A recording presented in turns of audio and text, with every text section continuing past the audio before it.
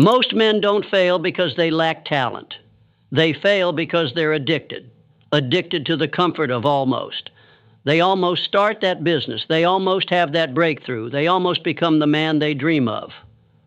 But almost is a silent killer. It never screams. It just whispers. Wait a little longer. Prepare a little more. Play it safe. And that whisper becomes a lifestyle. You want to know what truly destroys ambitious men? It's not failure. It's not rejection. It's not the critics, the haters, or the doubters. It's this: the addiction to potential, the high of having a dream, without the pain of execution, the rush of imagining success, without paying its price. This is a psychological trap, and it's more dangerous than any enemy, because you can't see it. You don't even know it's killing you, but it is. And you call it being careful. You call it waiting for the right time. You call it planning. But what it really is fear. A fear so deep it wears the mask of logic. Let me ask you something. How many ideas have you had that you never acted on? How many times have you said, "I'll do it when I'm ready. I'll start when things settle down. I just need to fix a few more things first"? And how many years have passed while you keep fixing, planning, waiting? This is not preparation. This is mental addiction. An addiction to staying in the waiting room of life. An addiction to potential energy with no release. Dale Carnegie once said, "Inaction breeds doubt and fear. Action breeds confidence and courage." If you want to conquer fear, do not sit home and think about it. Go out and get busy. Yet most men don't. They wait until their confidence grows, until the fear disappears, until someone gives them permission. But guess what? The confidence doesn't come first. The courage does. And courage is born in action, not in waiting. I want to tell you something you already know, deep down. The man you could become is being held hostage by the man you refuse to confront.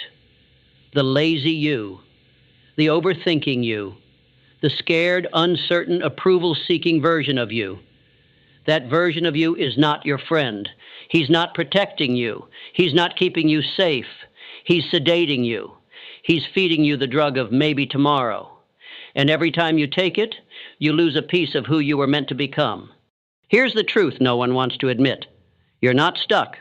You're just addicted. Addicted to avoiding discomfort. You avoid hard conversations. You avoid risks. You avoid the gym, the business plan, the networking, the failure, the truth. And in doing so, you avoid your destiny. Because growth is not a feeling, it's a decision. One that feels terrifying at first and empowering after. Let me break this down. When a man is truly ambitious, but keeps sabotaging himself, it's not because he's weak. It's because he's been programmed by years of doubt, shame, criticism, and silence. Programmed to believe he's not ready, that he needs more degrees, more books, more permission.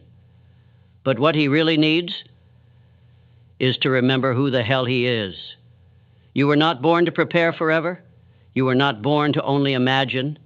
You were not born to live in theory. You were born to build, to burn, to lead, to fall and rise again. You want a better life? Stop being addicted to the fantasy and get obsessed with the fight to dominate your thoughts, the fight to overcome that voice in your head that says, "Not yet," the fight to get up when no one is watching. Because ambition without execution is a lie you tell yourself to feel better. And every time you repeat that lie, you go deeper into the illusion, into the trap. Most men won't make it. Let's be real. Most men will die full of what-ifs, full of dreams that died inside notebooks, full of potential they never gave birth to. Why?